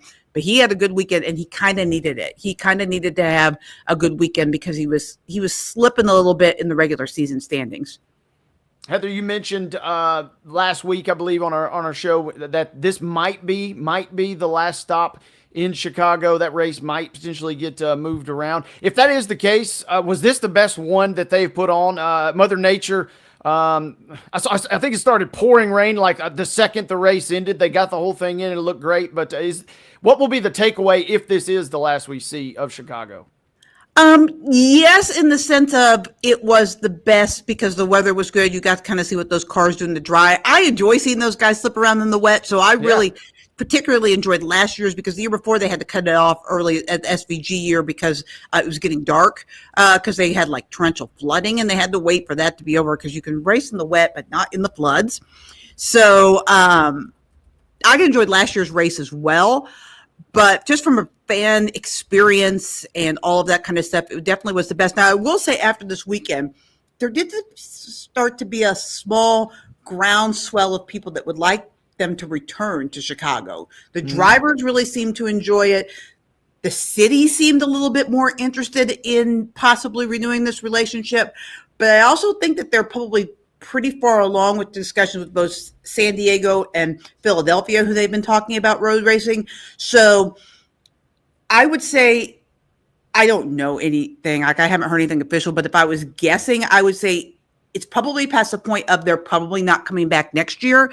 But I think we are at a point where they probably will come back at some point, because I think this is a really good event, and I think it's been successful enough, and the drivers enjoyed it, and it put on a good enough show that at some point I think they probably will be back, just not next year and probably not every year. Heather Williams joining us here on Main Street Sports today as we talk a little NASCAR. Heather, tell me about Catherine Legge. Catherine Legge. Yes. So the E is silent. Okay. comes from open wheel, and she is attempting to make the transition over to stock cars. She's run a few races this year and actually took a lot of grief because she struggled on the ovals, as has SVG. Guys, people that aren't used to running these kind of tracks do struggle, or even these kind of cars on these kind of tracks do struggle. But she does come from a left and right turn background, and so I'm not at all surprised by the fact that she had success this week on the road course. What is impressive is that she was in, and I love BJ McLeod, who she's running for, but they are probably the most underfunded team in the garage area. So for her to race on to a lead lap finish, the highest finish for a female in the sports, I think, since Danica Patrick. So it's been 7 years, something like that. She was impressive. She was impressive in her abilities, but it's kind of like SVG. Impressive, not surprising, because this is where her skill set is. She's very good at left and right hand turns and had success when she was racing in open wheel cars. So this should be her comfort zone. Now, she does really want to make a go of it, particularly in the Xfinity Series, but also in the Cup level, in these stock cars. The Learning Curtis Tough, she raced at Phoenix and really struggled, and she's raced a few other places. Again, she's not in the greatest equipment, which also adds to that learning curve. It makes it more difficult. If you stuck her in a Hendrick car, it would probably go much quicker. But she's a good driver. She's a really good driver, and I expect her, particularly when they go to the road courses, to be successful. What was really cool about this for me, and I mean, this is coming from a woman's perspective, right? But she took a lot of crap, for lack of a better word, for some of her performances early on. And I think when they got to qualifying this weekend, she's in a lesser car. She's kind of struggled on the oval courses. One car was going home. I think everybody expected it was going to be her. Not only did she qualify, but she beat Corey Heim, who didn't qualify. Corey Heim is considered to be one of the next big things in racing. Like, he's considered to be one of the big superstars. He's already signed to a contract with 2311 Racing. So he's also running for a team that has way bit more money and more resources. And she beat him. She beat him to get into the race, and that was a cool moment for me. Not that I don't love Corey Heim. I love Corey. But I just thought it was cool that she didn't just take out, because there were some other road course specialists that were in there that were trying to qualify. She didn't just take out one of those interloopers in NASCAR. She took out one of the people considered to be next big stars to get her place in the race, and then backed it up with the lead lap finish, which I think is really impressive. Heather, I'm looking right now at the in-season challenge bracket, which is busted. Continues to be fascinating. Yeah, it was busted from the get, but the number 32 seed is still in place. So are the number 20 and 23 seeds. The highest or most favorable seeds remaining are Ty Gibbs at 6 and Alex Bowman at 8. So yeah, the bracket is busted, but I think in part, though, it kind of goes back to your comments last week regarding the seeding to start with. A little bit, but Ty Gibbs was probably, even if they seeded it based on points, is probably going to be the 32 seed going into this tournament. I think that's the coolest story, and I think that is what makes this a great thing, right? Because Ty Gibbs, especially where he is now, he's at Colling, which is a little bit better team than he's driven for, maybe in the past. He's having one of his better seasons as far as consistency and finishes goes, but he's not a guy that's probably going to make the playoffs unless he lucks into a win at a Daytona or something like that. But he's really getting his flowers, right? He's getting his moment. He's getting TV time. He's getting to have fun with these guys. You know, he did Denny fans, I beat your favorite driver. Then he made fun of he made fun of Austin Cinder. Kyle Busch? Who did he beat? Kyle Busch this week? Hang on. I have the bracket in front of me. I had it up and closed it. Anyway, he made fun of their basketball skills. Kyle Busch? It was Busch. Yeah. But no, it's Keselowski. Oh, yeah, Keselowski. That's right. Keselowski's basketball skills, because apparently there's some YouTube clip where Keselowski just looks a hot mess. But he's having fun with it, right? And he's getting airtime, and he's got a chance to win $1 million, right? And I think that that's what's really cool about this, is that a guy like Ty Gibbs, who over the full force of a season probably can't win a championship, 5 races, the right tracks, who knows? It does get increasingly tougher as we go through this, because after the road course this week, then we have 2 very much more traditional tracks in Dover and Indianapolis, ovals, where horsepower and some of the things that Colleague still is a little short on might catch up with him. But it's still been fun to see him really get a little time to shine, enjoy, have fun with it, and that team really get their flowers, because they really have perform pretty well. Like, Colleague is having a good season, one of their better seasons really in a while. I mean, AJ Allmendinger is a great road course racer, so he has won a couple of times road course races for them, but just on a consistent basis, the organization's having one of their better years, and they are improving. And now you get to see the fruits of that in this in-season tournament, which is cool. And I like Ty Dillon. I think he's a funny kid, and he's not a kid. To me, he's a kid. I think he's a funny guy, and I really kind of enjoying seeing people get to kind of see that come out from him.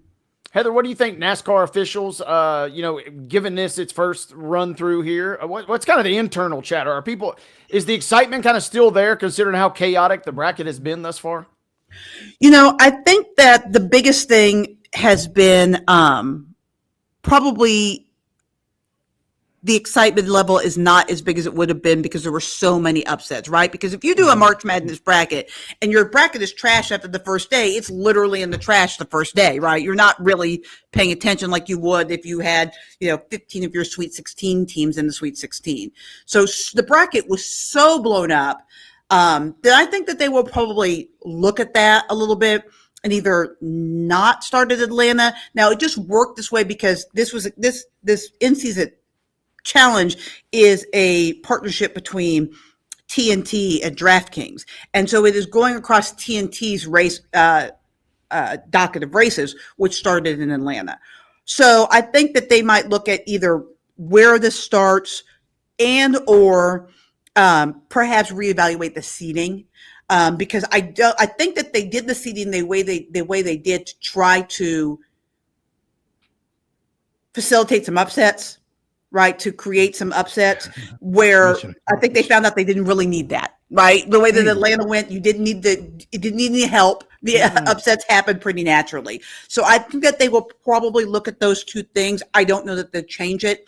NASCAR doesn't really like to change things until they've done things a couple of times, but they may look at those things and tweak them. I haven't talked to anyone in NASCAR specifically about that, but just listening to the kind of the chatter of media and people that are on the circuit all the time, those are the things that they're talking about. So since you mentioned DraftKings and since you mentioned the bracket, this is the first week, Heather, it feels like there's some real discrepancies. And in particular, Ty Dillon is a big underdog. Alex Bowman is a minus 310, so basically 3.1 favorite, 3.1 to 1. And then the other matchup real quick is Ty Gibbs versus Zane Smith. Gibbs a massive favorite. Walk us through those, I guess, real matchups. Well, and both of those are just because Alex Bowman and Ty Gibbs are both phenomenal road course racers. And traditionally speaking, Zane and Ty Dillon, not so much. But I will say this, Zane Smith in the trucks was a really good road course racer. So I think he just doesn't probably have enough of a body of work on the Cup Series level for people to really know what he is on the road courses. But when he was in the Truck Series, he was a really good road course racer. So I probably wouldn't necessarily count out Zane in his matchup. For Ty Dillon and Alex Bowman, I think that's going to be a really tough climb unless Alex has issues, right? We talked about the issues that Hendrick Motorsports had last week at Chicago. All 4 of their cars had troubles. If that happens again, Ty Dillon may be the beneficiary of that. But if straight up, all things being equal, Alex Bowman is a way better road course racer with enough of a history between the two that they should probably, it should be a huge advantage for Alex Bowman. Heather Williams of WCYB-TV out of Johnson City joining us here on Main Street Sports today. If not SVG at Sonoma, who? Ty Gibbs is a good one. He's a really good road course racer, and he's close, and he's been in the top 3 right there, pretty close to SVG at both Mexico City and in the street course in Chicago.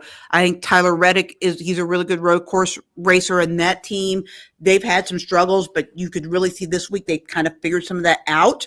And so I think he's someone to watch. We mentioned that Bowman is a good driver on the road courses. So I think that's someone else that could.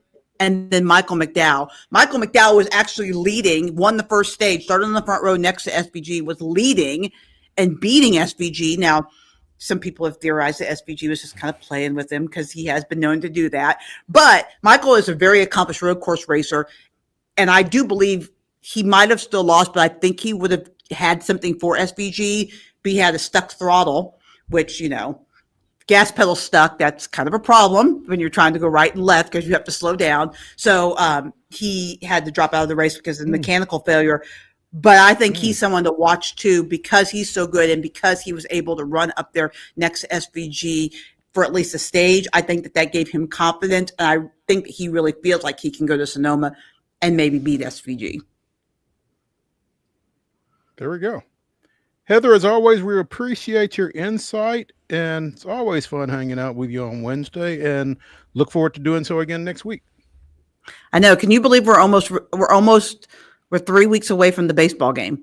They put the field turf down yesterday at Bristol, which made it real, right? It is starting to be real. So when are they bringing the media in for batting practice and that kind of thing? They're very protective. We can't even walk anywhere in that without the escort from baseball to make sure that we're not going where we're not supposed to. So I don't know. They are taking us, the Tri-Cities media, in a little caravan down to the All-Star game in Atlanta this weekend, but we don't get to actually go to the game. Just so we only get to go to the media day to do media to preview the Speedway Classic, but we are all going down to Atlanta for the weekend. Wow. Good news, you get to go to Atlanta. Bad news, you don't get to go to the game. What's right? And really not even technically Atlanta, right? Because the field's not really, I mean, yes. It's not. I mean, it's in Cobb County. Yeah. Yeah. But, I've not been to the new field, so I'm kind of excited to see it. There you go. The battery's cool. Okay. So enjoy that. We'll probably have some downtime to do some of that kind of stuff. Yeah, give us a full report upon return. Okay, Absolutely. We'll do. Sounds good. Thanks, Heather. Yep, we'll see you guys. See ya. All right. Let's take a quick break. Let's come back for the final segment of Wild and Wacky Wednesday here on Main Street Sports today, presented by the Tennessee Orthopedic Alliance of Columbia. It is Wild and Wacky Wednesday. Stay tuned.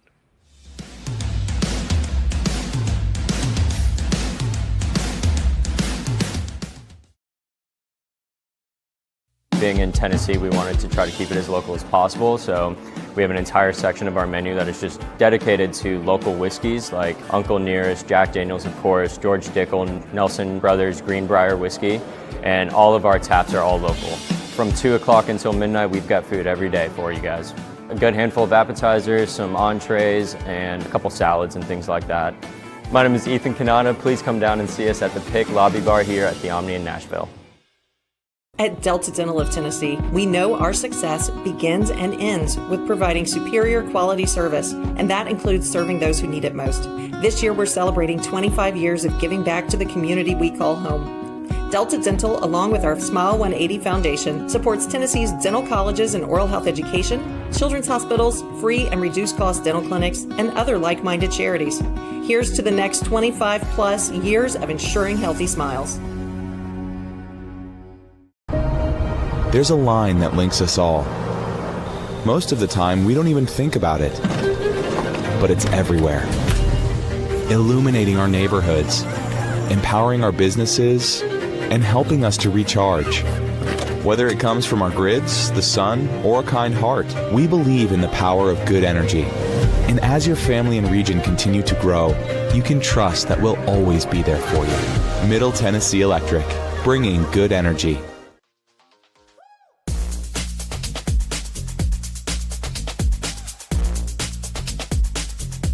Welcome back into the final segment of Wild and Wacky Wednesday here on Main Street Sports Today, presented by the Tennessee Orthopedic Alliance of Columbia. I'm Maurice Patton. That's Wade Neely, and it is time for Wild and Wacky Wednesday, the weirdest, wildest, and wackiest news from across the globe and Florida, as Heather pointed out. And there's a reason for that. And we're going to start in sports, but we're also going to start in Florida, particularly at that VY Park in Jacksonville that we mentioned a couple of segments ago, as the Jumbo Shrimp took on visiting Norfolk yesterday. And Norfolk pitcher Roansy Contreras was getting set to deliver a first inning pitch to Jacksonville's Graham Pauley. And as he was going into his motion, well, Mark, show him. 1-1 the count on Pauley. A huge crash of lightning as Contreras kicked. And it's a balk. Wow. They're going to call that a balk, and everybody jumped.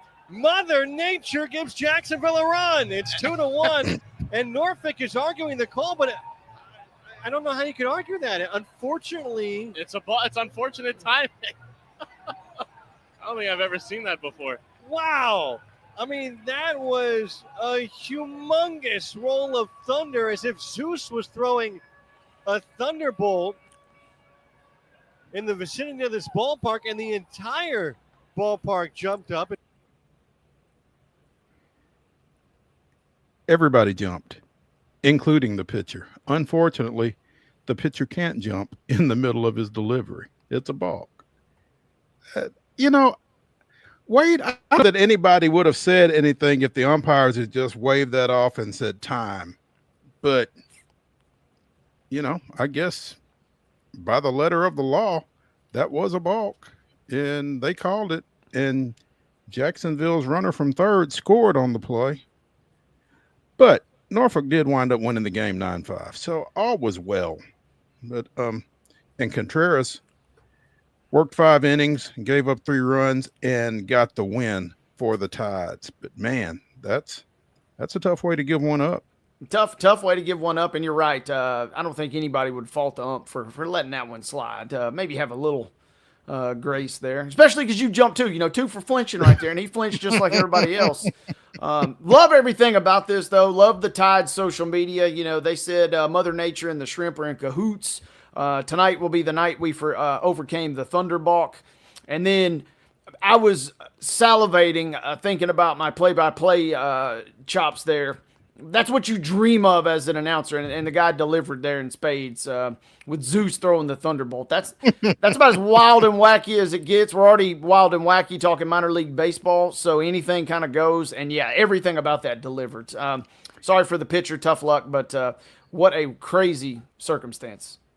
Again, he seemed to shake it off pretty well, though, with his performance the rest of the way. So, nice performance by Mr. Contreras and by the Norfolk Tides as they overcame the Thunderbalk in that win in international league play. We'll just have to warn the Sounds pitchers when they go back down to Jacksonville, hey, be careful of the Thunderbolk. Don't. Yeah, some enterprising individuals already got some shirts getting ready to get rolled out. There you go. In this segment last week, we talked about the Euro 2025 and the house divided between Sweden defender Magdalena Eriksson and Denmark striker Pernille Harder, who are a couple and were getting set to go up against each other in a Euro matchup last Friday. Well, didn't quite come off because Eriksson apparently had an injury, a muscle strain, did not play, so she wasn't marking her mate during that game. But Sweden did win that soccer match 1-0, and Harder banged one off the crossbar late in the match, and Denmark again got blanked 1-0 in that one. So nice story, but fizzled with Eriksson being hurt and not in action. So I'm those two probably feel like it's just as well that she didn't play. Yeah, everybody else kind of got cheated and feels a little cheated. The backdrop was set for infinite content, but didn't deliver. But you're right, in that household, they're probably, it'd have been fun to do, but at least we didn't have to get in a weird situation there. Yeah. We've been talking a lot about Wimbledon with good reason, and we'll be talking about it more tomorrow as Bill Riddle returns to help us take a look at it winding down. But the strawberry aspect of this thing, apparently Iga Swiatek is taking it a little far. Strawberries and pasta apparently is a dish that she has in Poland, her home country. Why is it such a big thing? Everybody should eat that, she said. I think in summer kids are eating it a lot. It's just a perfect mix of tastes. I'm not sure I can get with strawberries and pasta, Wade.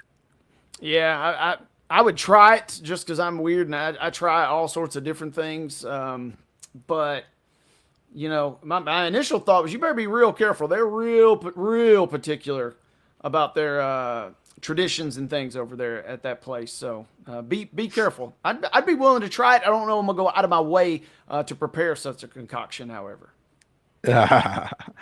Meanwhile, Mr. Neely, speaking of Wimbledon, with a wild and wacky contribution. Come on with it, Mr. Neely. Yeah, big news out of the Wimbledon circles because Rufus the Hawk is one of my favorite stories every year at Wimbledon. Basically, he's this falcon that sits atop. He's like the official protector, bodyguard, if you will, to keep the pigeons away. So they've solicited this mercenary hawk to perch atop Wimbledon for the last 15 or so years. And he's done a good job, it seems like. But there's a huge bit of consternation right now because apparently Rufus has failed. There's even debate about this, but there's rumors that Rufus has failed to produce an heir to continue his legacy. So they kind of have a little bit of an identity crisis right now. Rufus has done such a good job, but they may not have an heir apparent at the moment to kind of keep the place clear of the pigeons. Now, when you say he keeps the place clear of the pigeons, Wade, is it just his presence that keeps them away, or is he taking some matters into his own beak? To me, it feels like one of those, I only have to show you one time, and then it's kind of like Omar on the Wire. Once it's out, the word is out, the legend is out. So maybe this is a recurring thing, but to me, it feels like you get one time and you're not going back if you're a pigeon. I'd certainly like to think so, because I'd like to think that no pigeons are being harmed in the making of this. You would hope story, not. But man, it sure sounds like it could get nasty. For now, I mean, they don't have an heir apparent, so pins and needles right now. Pigeons are lining up. That's going to do it for Wild and Wacky Wednesday here on Main Street Sports today. come back tomorrow at 2 o'clock. Wade and I will be here. We look forward to seeing y'all as well. See you then.